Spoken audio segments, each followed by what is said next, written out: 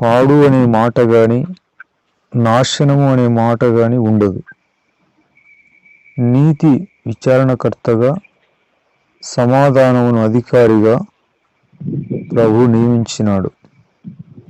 రక్షణ ప్రాకారముగా, ప్రఖ్యాతి మన గుమ్మములుగా ప్రభు చేసినాడు. ఆయన వారితో ఉపమానాన్ని చెప్పాడు. ఎట్లనగా, ఎవడును పాత బట్టకు క్రొత్త గుడ్డ మాసిక వేయుడు. వేసిన ఎడల క్రొత్తది దానిని చింపివేయును. అదియును గాక క్రొత్త దానిలో నుండి తీసిన ముక్క పాత దానితో కలియదు.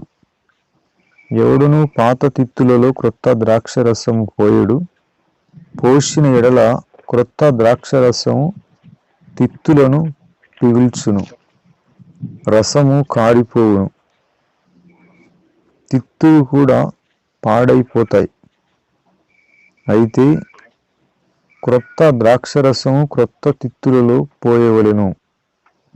పాత ద్రాక్షరసము త్రాగి వెంటనే క్రొత్త దానిని కోరువాడెవడను లేడు.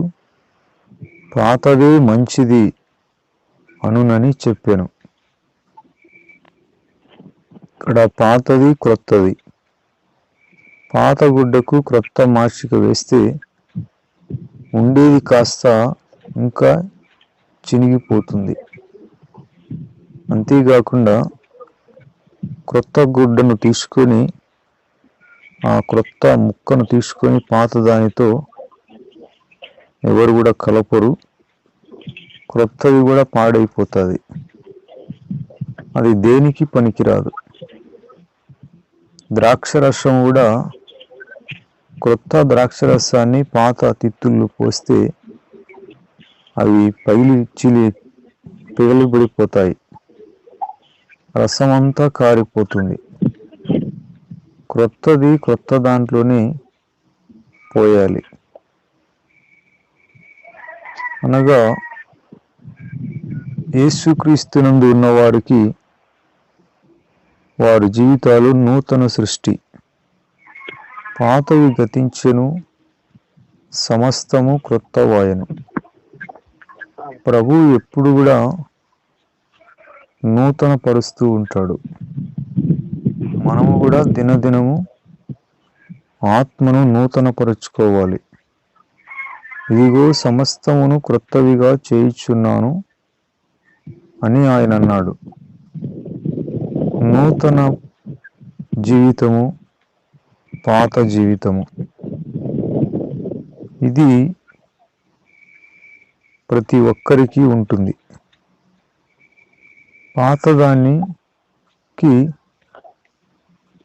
పాతది అలాగే పెట్టుకొని కొత్త మాసికను వేయకూడదు.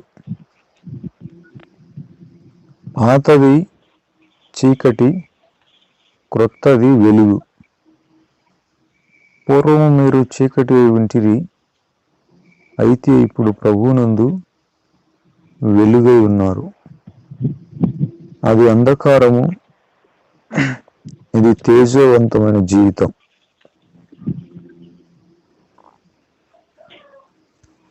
పాత సాంప్రదాయాలు, పెద్దల పారంపర్యాచారాలను పాటించువారు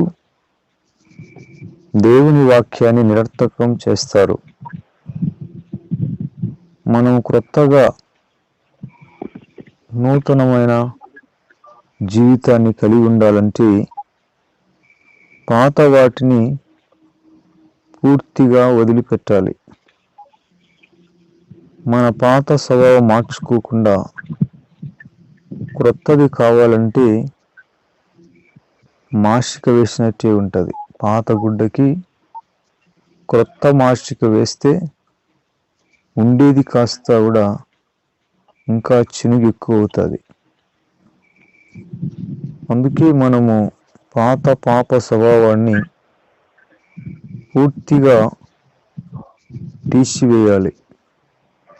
పరలోక రాజ్యంలో ప్రవేశించే ప్రతి ఒక్కరూ పాత పదార్థములను కొత్త పదార్థములను వెలుపలికి తెచ్చే వారిగా పోలి ఉన్నారు.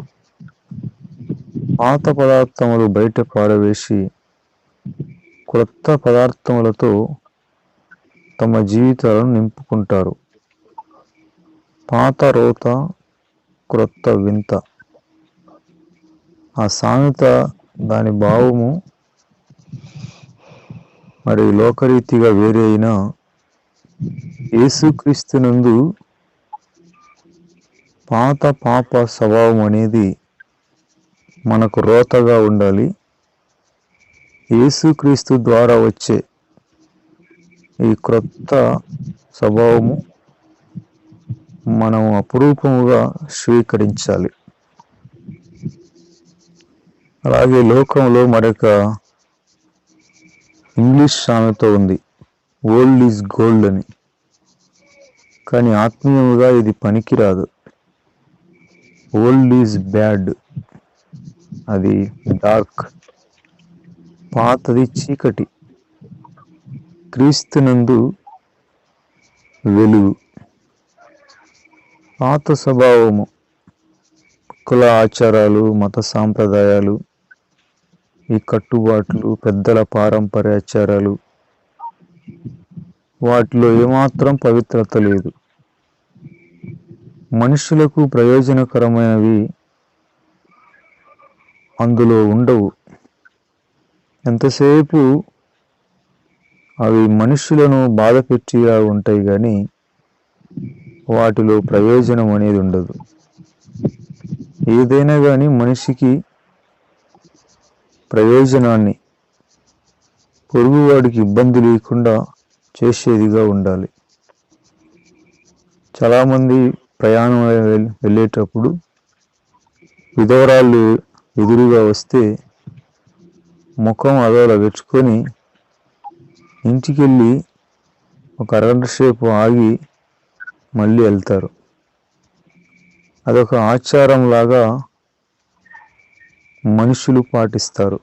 కాకులు అడ్డం వచ్చినా, కట్టెలు మోసే వాళ్ళు ఎదురొచ్చినా, పిల్లి ఎదురొచ్చినా, అలాగే మరి ఎవరైనా తుమ్మినా కూడా అదేదో అపశకునం అన్నట్లుగా ఆగిపోయి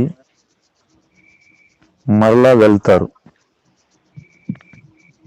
వాటిని మనసులో దూషిస్తారు. ఇలాంటివి అనేకములు మనుషులు కలిగి ఉన్నారు. వాటి వలన ఇతరులను తృణీకరించినట్లు అవుతుంది. ఏ మనుష్యుడు అపవిత్రుడని గాని, నిషేధింపదగిన వాడని గాని చెప్పకూడదు. హృదయము మంచిదైతే అన్నీ మంచిగా ఉంటాయి. పవిత్రులకు అన్నీ పవిత్రములే, అపవిత్రులకును అవిశ్వాసులకును ఏదియూ పవిత్రము కాదు. ఎందుకనగా వారి మనస్సును, వారి మనస్సాక్షియు చెడిపోయి ఉన్నవి. పవిత్రులకు అన్నీ పవిత్రములే. కాబట్టి యథార్థవంతుల కార్యము పవిత్రము. యథార్థమైన మనస్సుతో ప్రభువును మనం ప్రేమిస్తే అది పవిత్రము. యెహోవా యందలి భయము పవిత్రమైనది, అది నిత్యము నిలుచును. హృదయములోనే సమస్య ఉంది కానీ బయట నుండి మానవునికి ఎటువంటి అపవిత్రత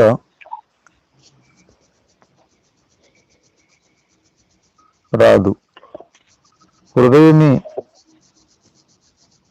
మోసకరమైనది. ఒక వ్యక్తి హృదయములో ఉన్న పరిస్థితిని బట్టి తన జీవితము మార్పు పొందుతుంది. హృదయము మారకపోతే ఆలోచన మారదు. ఆలోచన మారకపోతే జీవితాలు ఎప్పుడూ నిస్సారముగానే ఉంటాయి. ఉప్పు మంచిదే గాని నిస్సారమైపోతే దేనికి పనికిరాదు. కొంతమంది జీవితాలు కూడా అలాగ ఉంటారు. పాత స్వభావం అనేది మనిషిని పీడిస్తుంది, సంతోషంగా ఉండనివ్వదు, నిలకడైన ఆనందాన్ని కలిగించదు, ఏది కొత్తగా అనిపించదు. వాళ్ళకి జీవితం మీద నిరీక్షణ ఉండదు.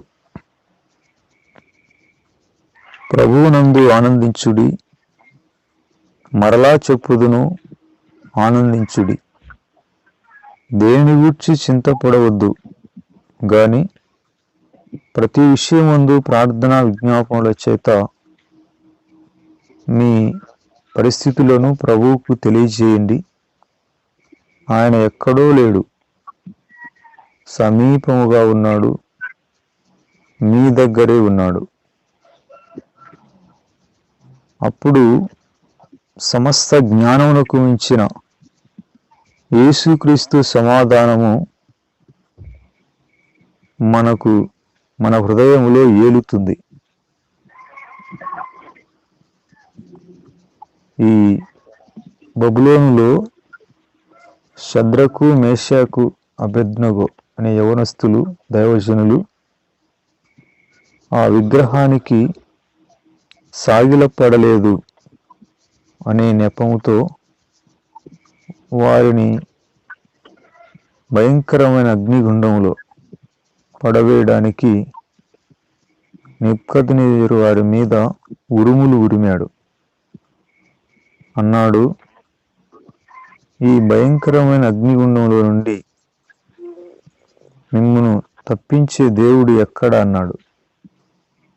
ఎక్కడ ఏంటి? ఇక్కడే ఉన్నాడు, మా దగ్గరే ఉన్నాడు, మాలోనే ఉన్నాడు.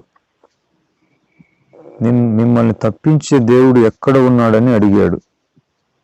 ఆయన ఎక్కడో లేడు, తన బిడ్డల దగ్గరే ఉంటాడు, వారిలోనే ఉంటాడు, వారి పక్కనే ఉంటాడు. ఆయన దూరముగా ఉండే దేవుడు కాదు.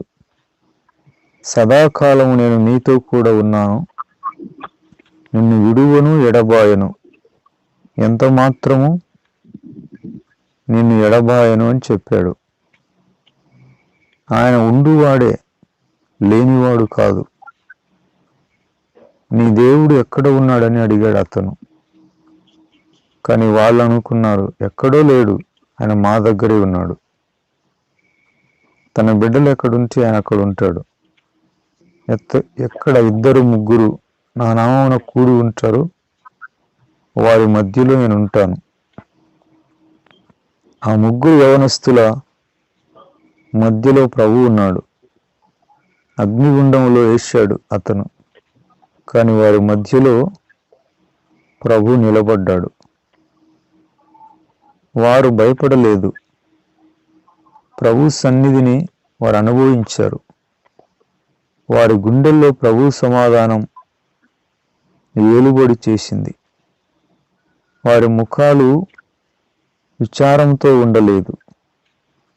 ఆ 7 అగ్నిగుండంలోకి కూడా వారు చిరునవ్వుతో, ప్రశాంత హృదయంతో వెళ్ళారు. చూసేవారందరికీ ఆశ్చర్యం అనిపించింది. ఏంటి ఆ సమాధానం, ఏంటి ఆ ప్రశాంతత, ఎవరిచ్చారు వాళ్ళకి, ఎక్కడ సంపాదించుకున్నారు అది? కళ్ళ ముందు 7 అగ్నిగుండం ప్రవేశం కూడా వారికి తల్లి ఒడిలో పసిబిడ్డ ఊదుగినట్లుగా ఉంది. ఏమిటి ఆ నిమ్మలం ఏంటి అని అందరూ ఆశ్చర్యపడ్డారు. ప్రభు సన్నిధి మనతో ఉంటే 7 అగ్నిగుండమైన పాలు తాగే పసిబిడ్డ తల్లి ఒడిలో కూర్చున్నంత నిమ్మలం వస్తుంది. చూసేవారికి అది ఆశ్చర్యం, ఒక వింతగా ఉంటుంది. నెబుకద్నెజరు వారి మీద మహా ఆగ్రహంతో ఊగిపోయాడు. ఎంత ఊగిపోయినా సమాధానకర్త తోడుగా ఉన్న వారి జీవితాల్లో కలవరాలు లేపలేరు. వారు పాత స్వభావం పాతిపెట్టారు, వారు నవీన స్వభావాన్ని ధరించుకుని ఉన్నారు. పాతవి వారి జీవితంలో సమాధి చేయబడ్డాయి. ప్రతిరోజు వారికి నూతన అనుభవాలు. వారు నూతనమైన అనుభవాల చేత నింపబడ్డారు.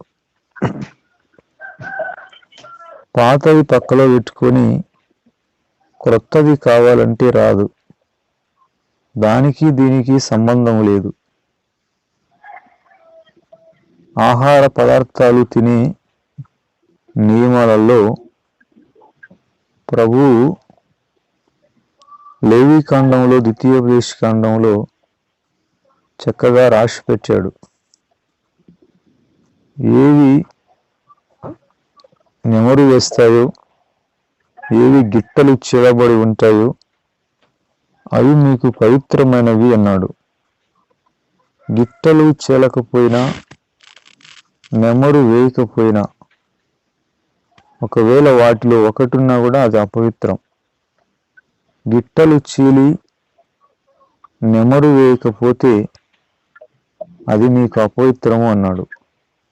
నెమరు వేసి గిట్టలు చీలకపోతే అది కూడా అపవిత్రమే అన్నాడు. పవిత్రమైనది ఏంటంటే ఆ జంతువుకు గిట్టలు చీలి ఉండాలి, నెమరు వేసే అనుభవం ఉండాలి. పక్షులైతే రెక్కలు ఎగిరే పక్షులై ఉండాలి. ప్రియమైన సహోదరులారా, గిట్టలు చీలిన అనుభవం అనగా అవి పక్కలోనే ఉంటాయి కానీ జాయింట్ ఉండవు. మన పాత జీవితం, క్రొత్త జీవితం, పాత జీవితం గుర్తుంటుంది, క్రొత్త జీవితం కూడా మనకు పక్కలోనే ఉంటుంది. అయితే దీనికి దానికి సంబంధం ఉండదు. గిట్టలు చీలి ఉంటాయి. అలాగే నెమరు వేయటం. యేసు ప్రభు నాలోనికి రాకముందు నేను ఎలా ఉండే వ్యక్తిని, ఇప్పుడు ఎలా ఉన్నానని ఇలా నెమరు వేసుకునే అనుభవం. ఆ చీకటి జీవితం, ఈ వెలుగు జీవితం, ఇది నెమరు వేసే అనుభవం. నెమరు వేసే అనుభవం లేకపోతే తన పాప స్వభావము, పాత స్వభావము మార్చబడిందనే సంగతి వాడు ఎరుగక, వాటి మీద అసహ్యము కలగక తిరిగి వాటికి వెళ్ళిపోయే ప్రమాదం ఉంది. అందుకే గిట్టలు చీలిన అనుభవము, నెమరు వేసే అనుభవం ఇది పవిత్రమైన వాటికి సాదృశ్యం. ఎవరు వారి పాపముల పరిస్థితి ఆ విషయంలో గుర్తు వారికి ఉండదో, పాత జీవితాన్ని మర్చిపోతారో, మర్చిపోవడం అంటే అది పక్కలోనే ఉంటుంది కానీ దానికి ఎటువంటి ప్రాణం ఉండదు. కానీ ఆత్మ సంబంధమైన జీవితము సజీవమైనది. సజీవులు మాత్రమే దేవుణ్ణి ఆరాధిస్తారు. మీరు బ్రతుకుచున్నారనే మాట కానీ మీరు చచ్చిన వారే అన్నాడు. ఎందుకంటే వారు ప్రభువును ఆరాధించలేదు. శరీరములో ప్రాణం ఉన్నంత మాత్రాన దేవుని దృష్టిలో సజీవులు కాదు వారు. ప్రభువును ఆరాధించేవారే సజీవులు. సజీవులే కదా నిన్ను స్తుతించుదురు. ఈ దినమున నేను సజీవుడనై నిన్ను స్తుతించుచున్నాను. మన్ను దేవుని స్తుతించదు. పాతాళములో యేసయ్యా స్తోత్రం అని ఎవరు అనరు. నరకంలో దేవుణ్ణి తండ్రి అని ఎవరు అనరు. ఎవరు అక్కడ కృతజ్ఞతా స్తోత్రాలు చెల్లించరు. ఈ అనుభవాలు ఎవరిలో ఉండవు, వారు పాత స్వభావంలోనే ఉన్నారు. నరకంలో వేదన, బాధలు, సనుగులు, గొనుగులు, జీవితంలో సప్పరించడము, కర్మ కర్మ కర్మ అంటుంటారు. ఇన్లా వెనకపోతిని ఎన్ని రోజులైనా అదే పద్ధతి, అదే మాట. దేవుడు మనలను ఎప్పుడు దుఃఖంతో ఉండమని చెప్పడు. మనోదుఃఖం వలన ఆత్మ నలిగిపోతుంది. సంతోషము గల మనస్సు ఆరోగ్యదాయకము. కాబట్టి మనం సంతోషముగా ఉండటమే దేవుని చిత్తము. పిల్లలు ఉసూరు అంటుంటే ఏ తల్లిదండ్రులు నువ్వు ఇలాగే ఉండాలి అని ఎవరు అనుకోరు. వాడు చిరునవ్వుతో గంతులేస్తూ సంతోషంగా ఉండటమే తల్లిదండ్రులు సంతోషంగా వారు ఆశపడతారు. మనుషులు ఎందుకుంటారంటే పాత స్వభావాన్ని వారు పూర్తిగా విడిచిపెట్టలేదు. మనము మన సొంత ఆలోచనల ప్రకారం నడిచేవారు కూడా కొంతమంది ఉంటారు. అది కూడా ప్రమాదమే. ఒక మనిషిని ముఖం చూస్తే అతని హృదయం యొక్క స్థితి అర్థమవుతుంది. ముఖంలో ప్రకాశము మనసులో యథార్థతను చూపిస్తుంది. ముఖంలో వాడిపోయినట్టున్న జీవితాలు మనసులో దాచబడిన పాపాలను గుర్తు చేస్తాయి. అందుకే దేవుని ముఖకాంతిలో మన రహస్య పాపాలను మనం దాచిపెడితే దేవుని సమాధానము మనలను ఏలలేదు. పాత వాటితో మనకు సంబంధం లేదు. ఓల్డ్ ఈజ్ గోల్డ్ కాదు. యేసుక్రీస్తునందే ఆయన మాటే మనకు వెండి బంగారు నాణెముల కంటే విలువైనది, అపురూపమైనది. పాత పద్ధతిలోనే పాత వ్యవహారాల్లోనే మనం ప్రభువును వెతకకూడదు. యేసుక్రీస్తునందు ఉన్న వారికి ప్రతిరోజు నూతనమే. యేసయ్య ప్రేమ మన జీవితంలో ఏనాటికి ఆనాటికి నిత్య నూతనముగా ఉంటుంది. నేను సృజించుచున్న వాటిని గూర్చి మీరు హర్షించండి, ఆనందించండి. దేవుని నూతనమైన కార్యాలను బట్టి మనము హర్షించాలి, ఆనందించాలి. ప్రతిరోజు మనలను ఆయన నూతన పరుస్తాడు.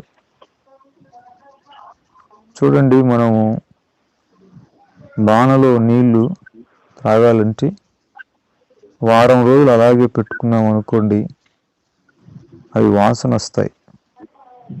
ప్రతిరోజు కూడా పాత వాటిని పడేస్తారు, క్రొత్త వాటిని నింపుతారు. కొంతమంది ఏం చేస్తారంటే సగం ఉన్నాయిలే అనేసి వాటిని పారేయలేక అలాగే కొత్త నీళ్లు పోస్తారు. అవి చెడిపోతాయి. పాత వాటిలో రాత్రి మిగిలిపోయిన కూరల్లో కానీ, భోజనంలో అన్నంలో కానీ ఉదయకాలం చేసిన ఆహారాన్ని కూరలను కలిపితే ఎట్లుంటుంది? ఉండేది కూడా చెడిపోతుంది, పనికి రాకుండా పోతుంది. పందులు, గొర్రెలు ఎక్కడ కలిసి ఉండలేవు. పంది స్వభావం వేరు, గొర్రె స్వభావం వేరు. మన పాత జీవితం పంది లాంటిది. కొత్త స్వభావము గొర్రె లాంటిది. పందికి ఎంత కడిగినా, ఏమి చేసినా, సెంటు కొట్టినా, మెడలో హారం వేసినా, నడుముకు ఒడ్డెనం వేసినా, అది హృదయం మారలేదు గనుక పైన శుభ్రపరిచినా అది నేరుగా వెళ్ళి బురద గుంటలను ప్రేమిస్తుంది. గొర్రె అలా కాదు. బురద అంటే దానికి అసహ్యం. బురద నేల మీద అది పడుకోలేదు, అక్కడ ఉండలేదు. బురదలోకి దొబ్బినా కూడా వెళ్ళదు అది. గొర్రె స్వభావం బురదను అసహించుకుంటుంది. పాపం అనేది బురద. అది మనిషిని మరింత పాతాళ పనులేనికి నడిపిస్తుంది. అందుకే యేసుక్రీస్తునందు ఉన్నవారు నూతన సృష్టి. మనలో ఉండే మార్పుని ప్రజలు కోరుకుంటున్నారు. మనము సంతోషంగా ఉండటం నేర్చుకోవాలి. వేటిని వదిలిపెట్టాలో, వేటిని పొందుకోవాలో పరిశుద్ధాత్ముడు మనకు వివేకాన్ని ఇస్తాడు. మొత్తానికి ఫైనల్గా రిజల్ట్ ఏంటంటే దేవుని సమాధానం, హృదయములో చెరగని సమాధానం, చెప్పనశక్యమును మహిమాయుక్తమైన సంతోషాన్ని మన జీవితంలో మనం ఏలుబడి చేయనివ్వాలి. ఎప్పుడు దుఃఖపడుతూ, చింతపడుతూ, కలవరపడుతూ పోగొట్టుకున్న వారిలాగా ఉండమని దేవుడు కోరడు. అది ఆయనకు అసహ్యం. మనము జీవనదిలాగా శాంతి సమాధానాలతో నింపబడాలి. కానా పెళ్లి విందులో ప్రభు ద్రాక్షరసం అయిపోయినప్పుడు ఆయనకు వారు అవకాశం ఇచ్చారు. ఆ పెళ్లి ఇంటి వారు మరియమ్మకు చెప్తే ఆమన్నది, ఆయన మీతో చెప్పినట్లు చేయండి. నన్ను అడుగుతారేంటి బాబు, ఆయన మీతో చెప్పినది చేయండి. ప్రభువు మనతో చెప్పింది మనం చేయకుండా మనలో సంతోషకరమైన జీవితాన్ని అనుభవించలేం. ఆయన మీతో చెప్పినది చేయండి. ఈ రోజున మరియమ్మ కూడా మన దగ్గర నిలబడి ఆయన మీతో చెప్పినది చేయండి. ఐగుప్తులో యోసేపు ప్రధానిగా ఏలుతున్నాడు. ప్రజలందరూ వారి కష్టాల్లో ఫరో దగ్గరికి వెళ్ళాడు. ఫరో అన్నాడు, యోసేపు మీతో ఏమి చెప్పినా ఆ ప్రకారం చేయండి. అతను మీతో ఏం చెప్తాడో దాన్ని పాటించండి అన్నాడు. కాబట్టి ఆ ప్రజలు యోసేపు దగ్గరకు వచ్చి ఆయన మాట విన్నారు.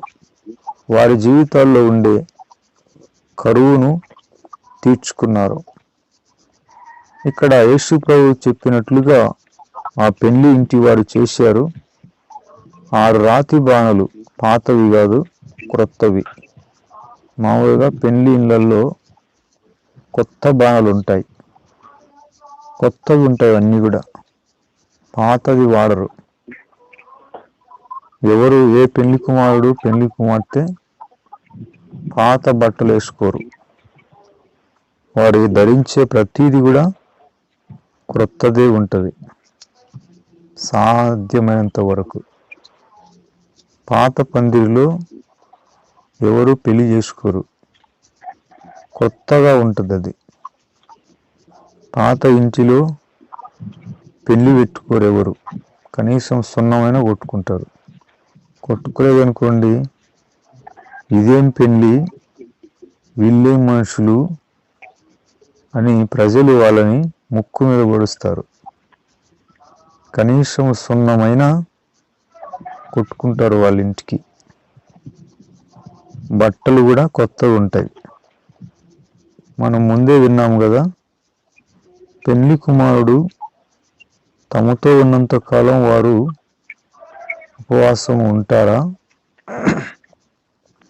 కనుక మనం ఎప్పుడూ పాత వాటిని వాడుకోవడం, పాత వాటితోనే సర్దుకోవడం దేవుడు కోరుకునే జీవితం కాదది. డొక్కు వాటితోనే, చినిగిపోయిన వాటితోనే, అరకొర వసతులతోనే గడపడం ప్రభు ఉద్దేశం కాదు. సంవత్సరాలు జరుగుచుండగా ఆయన కార్యాలను నూతనపరుస్తాడు. ప్రతి సంవత్సరం మనకు నూతనమైన అనుభవాలు, మన కుటుంబంలో, మన జీవితంలో ఎన్నో కొత్త అనుభవాలు మనకుంటాయి. ప్రభు ఆ విధముగా మనలను ఉత్సాహముగా, నిరీక్షణతో నడిపిస్తాడు. మనము కూడా నూతనమైన వాటి కోసము ఆతృతగా ఎదురు చూడాలి. మనకు కలిగినది ఏదైనా అది నవనూతనముగా మార్చడానికి ప్రభు సదా సిద్ధముగా ఉన్నాడు.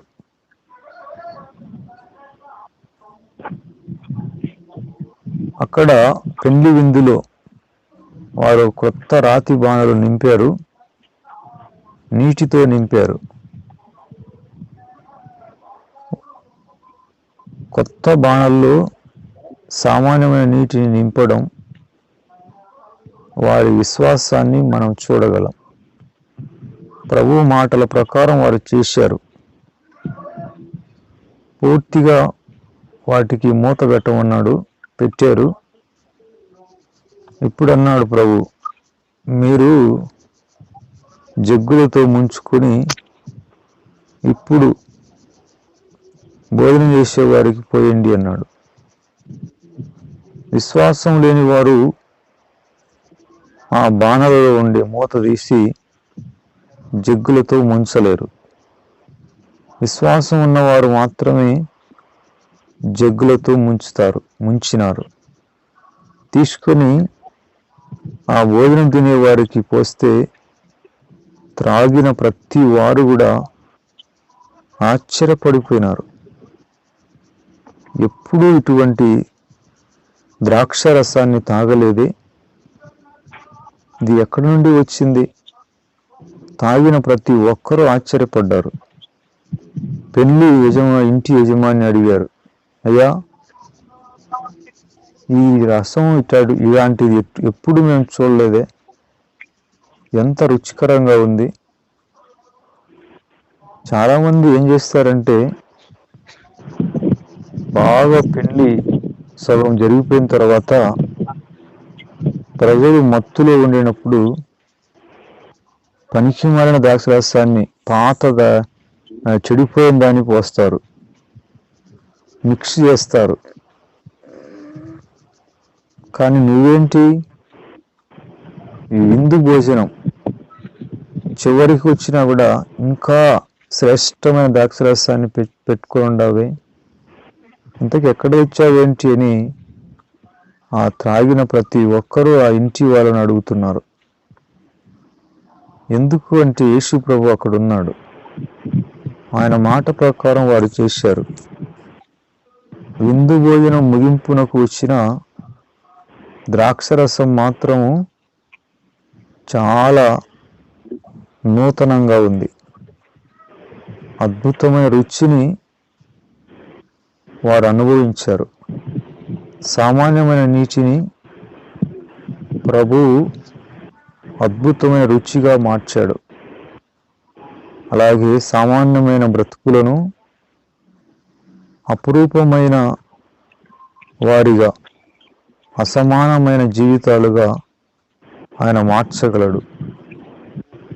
ఆయన చెప్పింది మనం చేయాలి. సాకులు చెప్పకూడదు. ప్రభువుకే మనం సలహాలు ఇవ్వకూడదు. సలహాలు ఇవ్వటం వలన జీవితాలు సమాధానమును సంతోషం అనుభవించలేం. బావిలో దూకు అంటే ప్రభు దూకాలి, కానీ అక్కడ అద్భుతమైన కాపుదల ఉంటుంది. బావిలో దూకితే ఎట్లా ప్రభువా, నాకు ఈత రాదు, నీకు ఈత వస్తుందో రాదు అనవసరం. చెప్పింది చేయడం నేర్చుకోవాలి. నాకు అలవాటు లేదు, నాకు ఎప్పుడు నేను చేయలేదు, ఇట్లా చెప్పకూడదు. సాకులు చెప్పుకోకుండా సైనికుని వలె ముందుకు దూసుకొని వెళ్ళాలి. అది నేల మీదనైనా, నీటిలోనైనా, కొండల్లో గుట్టల్లో అయినా సైనికుడు యుద్ధానికి దూసుకొని వెళ్తాడు. ప్రాణం పోయినా ఒకటే గాని ముందుకు దూసుకెళ్ళడం సైనికుని మనస్తత్వం. కాబట్టి ఒక్కడైనా 1000 మందితో పోరాడతాడు. జయిస్తే జయిస్తాడు, లేకపోతే వీర జవానుగా నిలిచిపోతాడు చరిత్రలో. 1000 మంది ఉన్నారని వెనక్కి రాడు, పారిపోడు, ఒక్కడైనా పోరాడతాడు. కనుక ప్రియమైన సహోదరులారా, వెనక్కి రావడం అనేది ఉండకూడదు. మనం ఆత్మను దినదినము నూతన పరుచుకోవాలి. పౌలు గారు అన్నాడు, మా శరీరము నానాటికి క్షీణించిపోయినట్లు మీకు కనబడుతున్నా మా ఆత్మ అనగా నూతన పురుషుడు దినదినము నూతన పరచబడుచున్నాడు. ఆత్మీయ సామర్థ్యము దినదినము పెరగాలి. మునుపు మనము కూడా సామాన్యులమే, ఎప్పుడు దిగులు చేసిన వారిమి, చింత చేసిన వారిమి, దుఃఖపడిన వారిమి, కృంగిపోయిన వారిమి, చేతగాని వారిలాగా నా కర్మ నా కర్మ అని మనుషుల మీద నిందలు మోపి మనుషులను మన నాశనానికి కారణముగా దూషించిన వారిమి. కానీ యేసు ప్రభు ఆ పాత పద్దంతా కొట్టివేశాడు, ఆ రుణమంతా కొట్టివేశాడు, నూతనముగా మార్చాడు. కొత్తగా జన్మించిన శిష్యుల వలె నిర్మలమైన వాక్యం అనే పాలను మనకు తాగించి మనలో తన నూతన స్వభావాన్ని నింపాడు. ఇది ప్రతిరోజు మన ప్రాణం ఉన్నంత వరకు, ఆయన రాకడలో చేరేంత వరకు, ఆయన దగ్గరికి చేరుకునేంత వరకు నూతన పరచబడేది. ఆ పెళ్లి విందులో చూడండి, ముగింపునకు వచ్చిన ద్రాక్షరసం క్రొత్తదిగానే ఉంది. పాత ద్రాక్షరసం మనిషికి మత్తును కలుగజేస్తుందంట, క్రొత్తది ఏ మత్తు కలిగించదు. అది చాలా ఫ్రెష్గా ఉంటుంది. ఈ రోజున కూడా గలిలయలోని ఆ ఖానా ఊరికి వెళ్తే యేసు ప్రభు ఆ పెళ్లి ఇంటిలో చేసిన అద్భుతాన్ని అక్కడ ఒక మందిరం కట్టారంట. అక్కడ ఈ రోజు కూడా ద్రాక్ష రసాన్ని ఇస్తారంట. అది త్రాగితే ఎవరికి మత్తుగా అనిపించదు, అది ఫ్రెష్గా ఉంటుంది. కాబట్టి ద్రాక్షరసము పాతబడిపోతే మనుషులకు మత్తు ఎక్కుతుంది, క్రొత్తది ఎవరికి మత్తు ఎక్కించదు.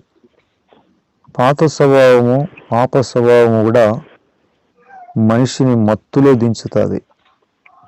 వారు మెలకుగా ఉండదు. పాపం అనేది ఒక మత్తు. అది పాతదైపోతే, మురిగితే ఇంకా మనిషి లేవలేడు. అందుకే అక్కడి నుంచి లేవాలి.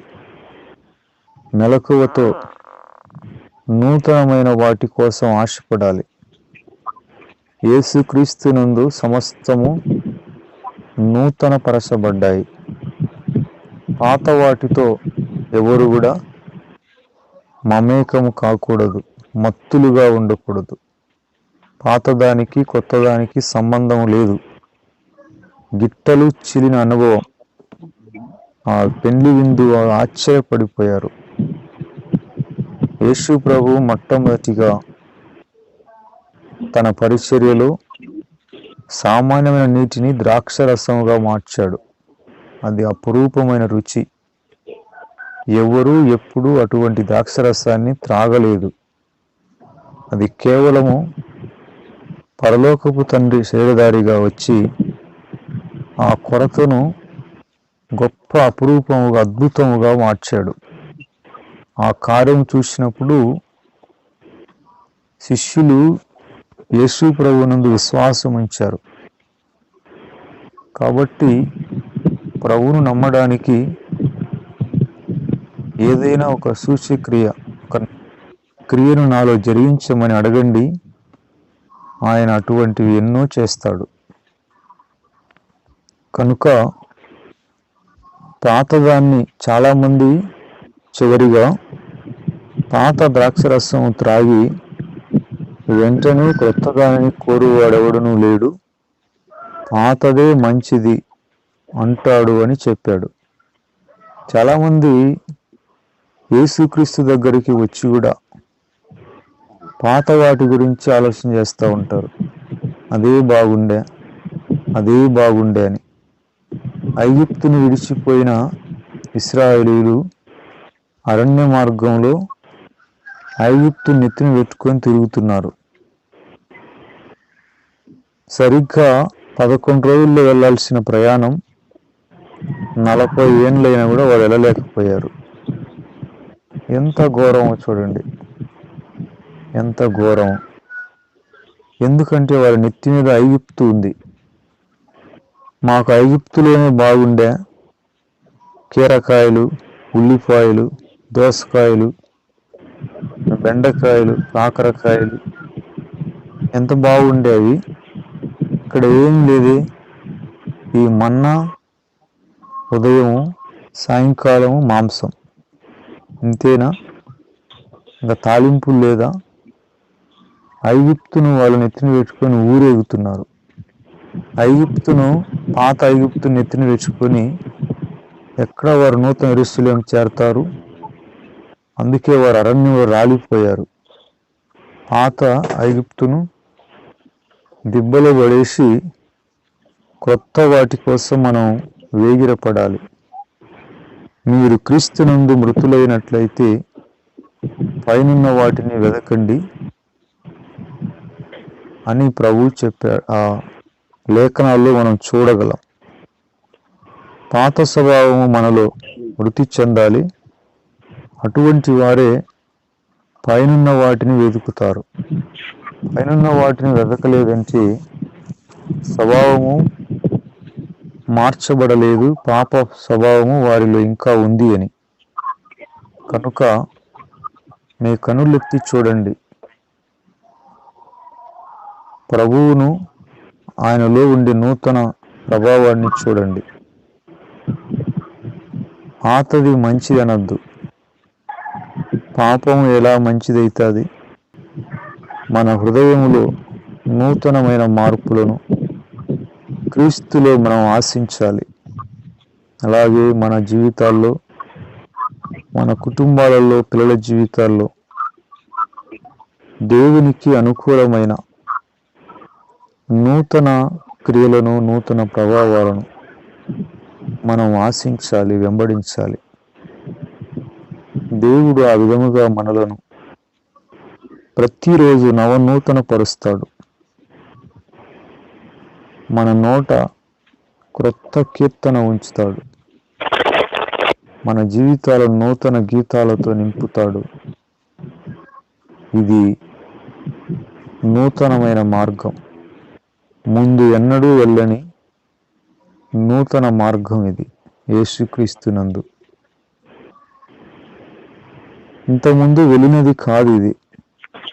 పాత మార్గంలో మరలా మనల్ని తిరగమనడు. ముందు ఎన్నడూ వెళ్ళని మార్గమున ఆయన మనల్ని నడిపిస్తాడు. మనం ఇంతకుముందు వెళ్ళలేదు, కానీ పరిశుద్ధాత్ముడు మనకు తోడుగా ఉన్నాడు.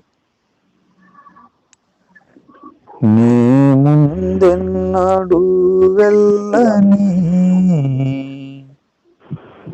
తెలియని మార్గము నాకు ఎదురాయని. నీ ముందెన్నడు వెళ్ళని తెలియని మార్గము నాకు ఎదురాయని. సాగిపో నా సన్నిధి తోడుగా వచ్చునైనా. సాగిపో నా సన్నిధి తోడుగా వచ్చునైనా. నీ వాగ్దానమే నన్ను బలపరచెని. నీ వాగ్దానమే నన్ను బలపరచెని. పరిశుద్ధాత్ముని ద్వారా నడిపించెని. స్తుతి పాడుచు నిన్ను ఘనపరచుచు ఆరాధించెదనిలో జీవించుచు. స్తుతి పాడుచు నిన్ను ఘనపరచుచు ఆరాధించెదనిలో జీవించుచు. పునరుత్థానుడా యేసయ్యా, మరణము గెలచి బ్రతికించితివి నన్ను. మరణము గెలచి బ్రతికించితివి నన్ను. స్తుతి పాడుచు నిన్ను ఘనపరచుచు ఆరాధించెదనిలో జీవించుచు. స్తుతి పాడుచు నిన్ను ఘనపరచుచు ఆరాధించెదనిలో జీవించుచు. యెషయా గ్రంథము 43వ అధ్యాయము 18వ వచనము 19వ వచనంలో, మునుపటి వాటిని జ్ఞాపకము చేసుకొనవద్దు, పూర్వకాలపు సంగతులను తలంచుకొనవద్దు. ఇదిగో నేను ఒక నూతన క్రియ చేయుచున్నాను, ఇప్పుడే అది మొలుచును, మీరు దానిని ఆలోచింపరా. అరణ్యములో త్రోవ కలగజేయుచున్నాను, ఎడారిలో నదులు పారజేయుచున్నాను. నా నిమిత్తము నేను నిర్మించిన జనులు నా స్తోత్రమును ప్రచురము చేయుదురు. ప్రభువు నూతనమైన క్రియలను అనేకమైన వాటిగా చేస్తాడు. 42వ అధ్యాయము యెషయా గ్రంథము 16వ వచనంలో, వారెరుగని మార్గమున తీసుకుని వస్తాను, వారెరుగని త్రోవలలో వారిని నడిపిస్తాను. వారి ఎదుట చీకటిని వెలుగుగాను, వంకర త్రోవలను చక్కగాను చేస్తాను.